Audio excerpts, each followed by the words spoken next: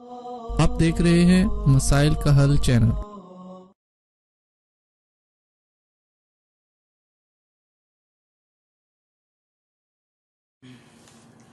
بسم اللہ الرحمن الرحیم، الحمدللہ رب العالمین، والصلاة والسلام علی سیدنا حبیبنا محمد وعلی آلہ واصحابہ اجمعین۔ محترم ناظرین، آج ہم انشاءاللہ 9ویں پارے کا خلاصہ آپ کی خدمت میں پیش کرنے جا رہے ہیں۔ 9ویں پارے میں سورۃ الاعراف ہی جاری ہے، جس میں کل 5 اقوام کا تذکرہ، ان کے گناہ اور عذاب کو کل ذکر کر دیا گیا تھا۔ آج ہم انشاءاللہ اس پارے میں جو ذکر کریں گے، اس میں پہلا پوائنٹ عذاب الہی اور اللہ کی سنت۔ آیت نمبر 94-95 میں، جس بستی میں بھی نبی آئے، پھر جو لوگ ایمان نہ لائے ان کو دکھوں اور مصیبتوں میں مبتلا کیا تاکہ عاجزی کریں، پھر ہم نے آسودگی میں بدل دیتے ہیں۔ تو کہنے لگے ہمارے باپ دادا کو بھی کبھی غمی اور کبھی خوشی آتی تھی، تو اللہ نے پکڑ لیا۔ مگر مومن بندے کو جب خوشی پہنچتی ہے تو اللہ کی طرف ہی منسوب کرتا ہے اور اللہ کا شکر ادا کرتا ہے، اور اگر کبھی کوئی غم اور پریشانی میں مبتلا ہو جائے تب وہ صبر کرتا ہے۔ اس طرح مومن بندے کی دونوں حالتیں ان کے لیے خیر اور اجر کا باعث بن جاتی ہیں۔ مگر آج کے نام نہاد مسلمان سے اگر پوچھ لیں کہ یہ نعمت اور خوشی کیسے ملی، مبارک ہو بیٹا نوکری لگ گیا، شادی ہوگی وغیرہ وغیرہ، خوشی کی کوئی بات بھی ذکر کریں تو کہے گا بزرگاں دا صدقہ، بھلے شاہ، سیون شریف، داتا صاحب، جو کہ کہنا ہی صحیح نہیں جی، انہی کے صدقے یہ سب کچھ ملا ہے، میں تو بہت گناہ گار ہوں، نعوذ باللہ۔ لیکن اگر ایکسیڈنٹ ہو جائے، کوئی نقصان پہنچ جائے، ٹانگ ٹوٹ گئی، تو پوچھو جی کیا حال ہے، تو کہے گا جیسی اللہ کی مرضی۔ یعنی اچھی چیزیں قبر والوں کی طرف منسوب کرتا ہے، فوت شدگان کی طرف منسوب کرتا ہے، اور اگر کوئی پریشانی پہنچ جائے تو اس کو اللہ کی طرف منسوب کرتا ہے۔ آج کے مسلمان کا شرک کرنا مکہ کے مشرکین سے بھی زیادہ خطرناک ہے، اور لوگ مومن مسلمان سمجھ کر کے دھوکے میں آ جاتے ہیں اور شیطان کامیاب ہو جاتا ہے۔ اللہ تعالیٰ خالص توحید سمجھنے کی توفیق دے۔ دوسرا پوائنٹ آیت نمبر 123 سے 126 تک، حضرت موسیٰ علیہ السلام اور ان کی قوم بنی اسرائیل کی بعض جزیات کا تفصیلی تذکرہ، اور قرآن میں بار بار دہرایا جانے والا یہی قصہ ہے۔ جب موسیٰ علیہ السلام نے فرعون کے دربار میں جا کر کے دعوت الہی، دعوت توحید دی، تو فرعون نے نشانی مانگی، تو حضرت موسیٰ علیہ السلام نے نشانیاں پیش کیں، تو فرعون نے جادوگروں کو بلایا، اور جب مقابلہ ہوا تو وہ تمام جادوگر ایمان لے آئے، جس سے فرعون کو بہت غصہ آیا، تو اس نے ان کو کہا کہ میں تمہارے ہاتھ اور پاؤں مخالف سمت میں کاٹ کر کے سولی پر چڑھاؤں گا۔ تو فرعون کے برعکس بنی اسرائیل ایمان لے آئے، تو ان کے بیٹوں کو دوبارہ قتل کرنے کا کہا۔ تو موسیٰ علیہ السلام نے نماز اور صبر کے ذریعے اللہ سے مدد مانگنے کا طریقہ بتلایا۔ مگر آج مسلمان نماز ہی نہیں پڑھتا، مگر جو پڑھتے ہیں وہ سنت کے مطابق نہیں پڑھتے، تو مدد کیسے آئے گی، کیسے آئے گی جس کے محبوب طریقے کو آپ نے اپنایا ہی نہیں۔ تیسرا پوائنٹ آیت نمبر 126 میں، مصیبت کے وقت صبر کی دعا کیسے کرے۔ اے ہمارے پروردگار، ہمارے اوپر صبر کا فیضان فرما، صبر و استقامت کے دہانے کھول دے، یعنی تیرے اس دشمن کے عذاب کو برداشت کر لیں اور ایمان پہ ثابت قدم رہیں، اور تیری خوشنودی مل جائے اور ہماری جان اسلام کی حالت میں نکالنا۔ چوتھا پوائنٹ آیت نمبر 130 اور 132 تک، پھر اللہ تعالیٰ نے فرعون اور آل فرعون کو مختلف طرح کے عذاب سے دوچار کیا، قحط سالی، پھلوں کی کمی، طوفان، ٹڈیاں، جوئیں یا سسری، مینڈک اور خون، اس طرح کی کئی پریشانیوں سے اور عذابوں سے دوچار کیا۔ اگر ان کی کوئی خوشحالی ملتی تو کہتے یہ ہمارے لیے ہے، اگر کوئی پریشانی آتی تو کہتے یہ موسیٰ علیہ السلام اور ان کے ساتھیوں کی نحوست کی وجہ سے ہے۔ گویا کہ معلوم ہوتا ہے کہ حق والوں کا ازل سے لے کر اسی طریقے سے استہزاء اور مذاق اڑایا جاتا ہے۔ پانچواں پوائنٹ آیت نمبر 134 سے 136 تک، اللہ کی پکڑ پر آل فرعون کا طرز عمل۔ جب عذاب آتا تو کہتے موسیٰ ہمارے لیے اپنے رب سے دعا کرو، اگر عذاب ٹل گیا تو ایمان بھی لائیں گے اور بنی اسرائیل کو بھی تمہارے ساتھ جانے کی اجازت دے دیں گے۔ مگر جب ہم عذاب روک دیتے تو وہ بھی عہد توڑ دیتے۔ پھر ہم نے ان سے بدلہ لیا اور ان کو دریا میں غرق کر دیا، اس لیے کہ وہ ہماری نشانیوں کو جھٹلاتے تھے۔ بنی اسرائیل وہ نافرمان ترین قوم تھی جب اللہ نے فرعون سے بچا کر کے معجزانہ طور پر دریا پار کروایا اور فرعون اور اس کی قوم کو ان کی آنکھوں کے سامنے غرق کیا، تو آیت نمبر 138 اور 41 میں پھر بھی رب پر ایمان پختہ نہ ہوا، دریا پار کرتے دیکھا کچھ لوگ غیر اللہ کو بتوں کی طرح پوج رہے تھے، یعنی بتوں کو پوج رہے تھے، کہنے لگے اے موسیٰ ہمارے لیے بھی کوئی معبود بنا دے جیسے ان کے معبود ہیں۔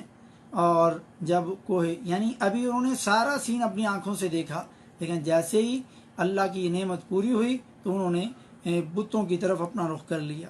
اور جب کوہ طور پر اللہ نے کتاب تورات دینے کے لیے بلایا تو پیچھے سے بچھڑے کو معبود بنا کر کے پوجنا شروع کر دیا۔ بے شک نہ تو وہ بچھڑا بات کرتا ہے اور نہ ہی انہیں کوئی راستہ بتاتا ہے، یعنی کیسی قوم ہے کہ ایک جانور کے پیچھے لگ گئی اور اس کو بھی خود بنا کر کے اس کی مورتی کو پوجنا شروع ہوگی، جیسی آج کل کے مسلمان کا حال ہے۔ اللہ کی ہزاروں نعمتوں کو لینے اور استعمال کرنے کے بعد کوئی کسی قبر کے پاس، کوئی کسی پیر کے پاؤں دبا رہا ہے تو کوئی کسی کے در پہ دھکے کھا رہا ہے۔ شرک کے کام وہی ہیں مگر کیفیت اور طریقہ بدل گیا۔ جیسے کسی نے کہا تھا کہ ہندو بٹھا کر کے یا کھڑا کر کے پوجتے ہیں اور مسلمان قبروں میں لٹا کر کے پوجتے ہیں۔ ہندو بھی پریشان ہے کہ وہ سارے کام ہم کرتے ہیں، ہمیں مسلمان کافر کہتے ہیں، اور وہی سارے کام مسلمان خود کر کے کیسے مسلمان رہتے ہیں۔ اور یہی حق بات ہے جو مسلمان سمجھنا نہیں چاہتے، کیونکہ پھر پیٹ اور جیب کا مسئلہ اور نقصان ہو جائے گا۔ چھٹا پوائنٹ آیت نمبر 143 میں حضرت موسیٰ علیہ السلام کا اللہ تعالیٰ کو دیکھنے کا مطالبہ، کیونکہ ہم کلامی کا ایسا مزہ تھا کہ زیارت کی درخواست کر دی تو اللہ تعالیٰ نے فرمایا لن ترانی، تو ہرگز نہیں مجھے دیکھ سکتا۔ اس سے معتزلہ جو فرقہ ہے وہ کہتے ہیں کہ اللہ تعالیٰ کا دیدار دنیا آخرت میں جنت میں کبھی نہیں ہوگا، مگر حق بات یہ ہے جو صحیح حدیث سے ثابت ہے کہ دنیا میں دنیا کی آنکھ سے کوئی اللہ کو کسی نے نہ دیکھا نہ دیکھ سکے گا، حتیٰ کہ پیارے نبی صلی اللہ علیہ وسلم نے بھی معراج کی رات اللہ تعالیٰ کا دیدار نہ کر پائے، بلکہ حضرت عائشہ صدیقہ رضی اللہ تعالی عنہا نے فرمایا جو شخص یہ دعویٰ کرے کہ حضرت محمد صلی اللہ علیہ وسلم نے اللہ کو دیکھا ہے وہ جھوٹا ہے، جیسا کہ بخاری شریف میں حدیث موجود ہے۔ دیدار الہی آخرت میں مومنوں کو نصیب ہوگا، جیسا کہ صحیح احادیث سے ملتا ہے۔ ساتواں پوائنٹ آیت نمبر 160، ان کو 12 خاندانوں میں تقسیم کر کے ان کی الگ الگ جماعت مقرر کر دی، اور موسیٰ علیہ السلام کے عصا ڈنڈا مارنے پر 12 چشمے جاری ہو گئے، ان کے لیے من سلوہ نازل کیا آسمان سے۔ شاید لوگ آج کل ہمارے بر صغیر کے اسی سے 12ویں شریف مناتے ہیں، کیونکہ 12 رات سے نکلے تھے، اللہ ہدایت دے۔ اور پچھلی آیت 142 میں 30 + 10 40 راتوں کا وعدہ جب تورات لینے گئے تھے اللہ نے کیا، شاید اسی سے وہ 40واں کی وہ بنیاد بناتے ہیں، مگر یہ کل ساتیں 11ویں 40واں 12ویں مفسر قرآن محبوب خدا حضرت محمد الرسول اللہ صلی اللہ علیہ وسلم نے نہیں بتائے، مگر پھر ہمیں خود سمجھ لینا چاہیے کہ جو کام پیارے نبی صلی اللہ علیہ وسلم کا طریقہ نہیں، پھر آج یہ لوگ کس کے طریقے پر یہ کام کر رہے ہیں۔ تو سنت کے مخالف جو سنت کو کھا جاتی ہے وہ بدعت آتی ہے، جو بہت بڑا اور کبیرہ گناہ ہے، والعیاذ باللہ۔ 8واں پوائنٹ آیت نمبر 163 میں اللہ نے ہفتے کے دن مچھلیاں پکڑنے سے منع کیا، لیکن اللہ نے آزمانے کے لیے ہفتے کے دن مچھلیاں ان کو زیادہ دکھائی دیتی جو باقی دنوں میں نہ دکھائی دیتی، تو یہودیوں نے ہیلا کر کے اللہ کے حد کو توڑ دیا اور گڑھے کھود لیے جو ہفتے کے دن اس میں گر جاتی تو اتوار کو پکڑ لیتے۔ کیا آج کے مسلمان کے لیے یہ اس طرح کے ہیلے بہانے موجود تو نہیں؟ یہاں پر سوچنے کا مقام ہے۔ 9واں پوائنٹ آیت نمبر 164 میں 2 جماعتیں مراد ہیں یا 3 جماعتیں مراد ہیں۔ پہلی جماعت نافرمان شکار کرنے والی قوم، دوسری منع کرنے والوں کی، اور تیسری بالکل کنارہ کش، نہ نافرمانی کرتے تھے نہ ہی منع کرتے تھے۔ 10واں پوائنٹ آیت نمبر 166، جب ان کو جس کام سے منع کیا گیا تھا حد سے نکل گئے تو اللہ نے ان کو ذلیل بندر بنا دیا۔ 11واں پوائنٹ آیت نمبر 172 میں عہد الستو، آدم علیہ السلام کی پشت سے سب اولاد کو نکال کر کے عالم ارواح میں عہد اور وعدہ لیا، अलस्तु बिरब्बिकुम, क्या मैं तुम्हारा रब नहीं? क़ालू, सब ने कहा, बला, क्यों नहीं, तू ही तो हमारा रब है। शहीदना, बल्कि हम सब गवाह भी बनते हैं।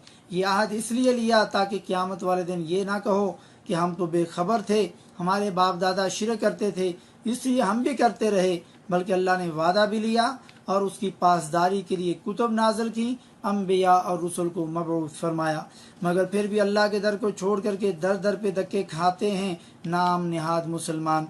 वहाँ वादा करके आते, यहाँ आते साथ ही भूल गए, बनी इसराइल कौम की तरह। 12वां पॉइंट, आयत नंबर 179 में, इंसान का जानवरों से भी बदतर होना, क्योंकि वो दावत तौहीद को कबूल नहीं करता और शिरक करता है। अल्लाह ने दिल उनको दिया, दिल ऐसे हैं जिनसे नहीं समझते, आँखें ऐसी हैं जिनसे नहीं देखते, कान ऐसे हैं जिनसे नहीं सुनते। ये लोग जानवरों की तरह हैं, बल्कि जानवरों से भी ज़्यादा बदतर और गुमराह हैं और गाफिल लोग हैं। 13वां पॉइंट, आयत नंबर 180 में, अस्माउल हुस्ना पर ईमान और उनके वास्ते और वसीले से दुआ करना।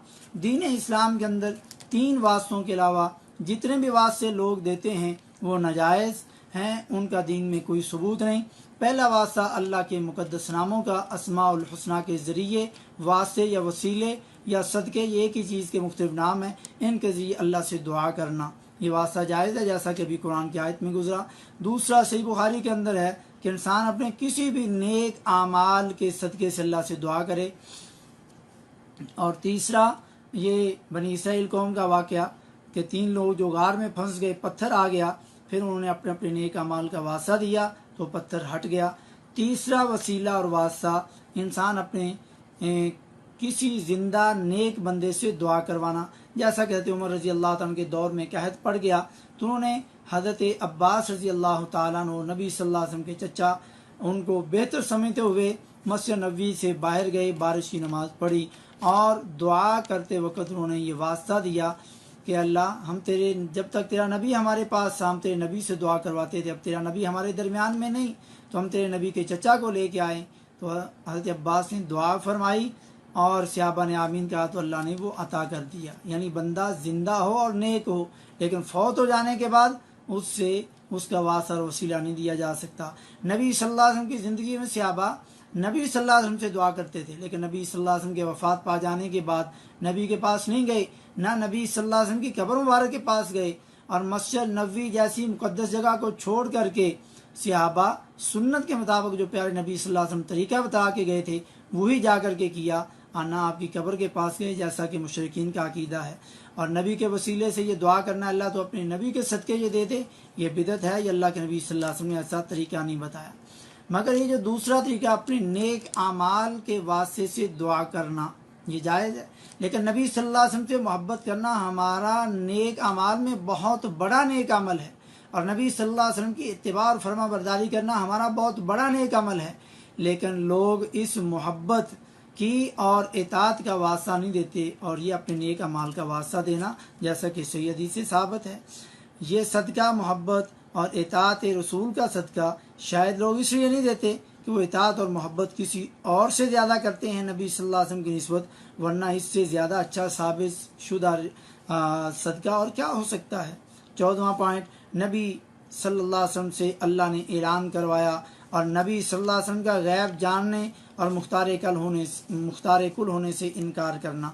आयत नंबर 188 में सूरह आराफ क्योंकि चल रही है, 188 आयत में अल्लाह ताला ने प्यारे नबी सल्लल्लाहु अलैहि वसल्लम को हुक्म दिया कि आप फरमा दीजिए, मैं खुद नबी अपनी ज़ात ख़ास के लिए किसी नफ़ा का इख्तियार नहीं रखता और ना किसी नुकसान का, मगर उतना ही जितना अल्लाह की मर्ज़ी से हो, और अगर मैं गैब जानता होता तो मैं बहुत सारी भलाइयाँ अपने लिए हासिल कर लेता और मुझे कोई तकलीफ़ और नुकसान ना पहुँचता। मैं तो सिर्फ डराने वाला, खुशखबरियाँ सुनाने वाला हूँ मोमिनों को। तो फिर जो मोमिन हैं उनको समझ आना चाहिए कि नबी सल्लल्लाहु अलैहि वसल्लम ने क्या तालीमात दी। तो ये सूरह आराफ की 188 नंबर आयत में, और इसी तरह सूरह नाम की 50 नंबर आयत और 59 नंबर आयत में, और सूरह नमल की 65 नंबर आयत में, और सूरह नजम की 2 और 3 नंबर आयत, और सूरह जिन की 26 और 27 नंबर आयत, और सूरह तकवीर की 24 नंबर आयत का, इन आयत का तर्जमा ज़रूर पढ़ें। ये बात خصوصی طور پر سمجھنے کے لیے کہ یہ غیب اللہ کی صفت ہے، یہ نبی صلی اللہ علیہ وسلم کا یہ عمل نہیں ہو سکتا، اس لیے لوگ اس بات میں بھی غلطی میں ہیں۔ اور اگر اللہ کے نبی صلی اللہ علیہ وسلم غیب جانتے تھے تو پھر حضرت عائشہ صدیقہ رضی اللہ تعالیٰ عنہا پر تہمت لگی، تو پیارے نبی صلی اللہ علیہ وسلم کو پتہ کیوں نہیں چلا؟ کیونکہ اللہ کے نبی کو اس وقت پتہ چلتا ہے جب اللہ تعالیٰ وحی کے ذریعے بتا دے۔ اس طریقے سے اور بے شمار واقعے ہیں جس میں پیارے نبی صلی اللہ علیہ وسلم کو نہیں پتہ جب تک اللہ نے نہیں بتایا، اور جب اللہ بتا دے تو وہی ہوتی ہے، وہ غیب نہیں ہوتا۔ 15واں پوائنٹ آیت نمبر 190 میں اولاد میں بھی لوگ شرک کرتے ہیں کہ جب حمل ہو تو صحیح سلامت بچے کی دعائیں مانگتے ہیں، جب اللہ صحیح سلامت اولاد دے دے تو دونوں اللہ کا شریک قرار دینے لگ جاتے ہیں، بلکہ لوگوں نے تو نام بھی شرکیہ رکھنے شروع کر دیے، جیسے عبد المصطفیٰ، مصطفیٰ کا بندہ، یعنی مصطفیٰ حضرت محمد مصطفیٰ صلی اللہ علیہ وسلم کی طرف نسبت، اور عبد النبی، نبی کا بندہ، جبکہ عبداللہ اور عبد الرحمن ہونا چاہیے تھا، اللہ کا بندہ، رحمان کا بندہ۔ امام بخش کہ امام نے بخشا ہے، پیراں دتا کہ پیر نے عطا کیا ہے، نظر حسین یہ حسین کی نظر ہے، فقیر حسین یہ حسین کا فقیر ہے، نظر علی یہ حضرت علی کی نظر ہے، والعیاذ باللہ، یعنی شرکیہ نام رکھتے ہیں لوگ۔ تو یہ 190 آیت کو پڑھ کر کے اپنی اصلاح کریں۔ 16واں پوائنٹ آیت نمبر 194 میں اللہ کو چھوڑ کر جن کو پکارتے ہو وہ بھی تمہارے جیسے تمہاری طرح کے ہی بندے ہیں، سو تم ان کو پکارو، پھر ان کو چاہیے کہ تمہاری بات مان لیں اور تمہاری پکار سن لیں اگر تم سچے ہو۔ اہل بدعت اور مشرکین آج یہ کہتے ہیں کہ یہ بتوں والی آیتیں ہمارے اوپر پیش کرتے ہیں، ان کے لیے یہ کھلا چیلنج اور رد ہے قرآن کا کہ یہ آیتیں بتوں کی نہیں، اس آیت میں ولیوں کا، قبر والوں کا ذکر کیا گیا ہے، لیکن وہ پھر بھی نہیں مانتے۔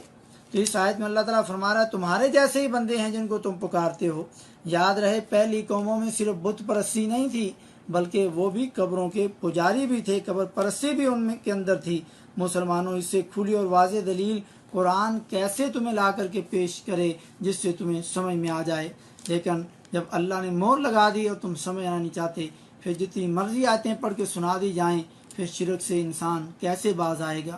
17واں پوائنٹ آیت نمبر 197 میں تم جن لوگوں کی اللہ کو چھوڑ کر کے عبادت کرتے ہو وہ تمہاری مدد کچھ بھی نہیں کر سکتے اور نہ وہ اپنی مدد کر سکتے ہیں، تو بتاؤ کپڑے اتارنے، نہانے، غسل دینے، جنازہ پڑھانے تک جو بندہ تمہارا محتاج تھا، اور قبر میں دفن کرنے کے بعد پھر قبر پکی بننے اور اوپر پتھر لگنے اور گنبد بننے تک وہ تمہارا محتاج تھا، اس کے بعد وہ تمہاری پریشانیاں دور کرنے لگ گیا۔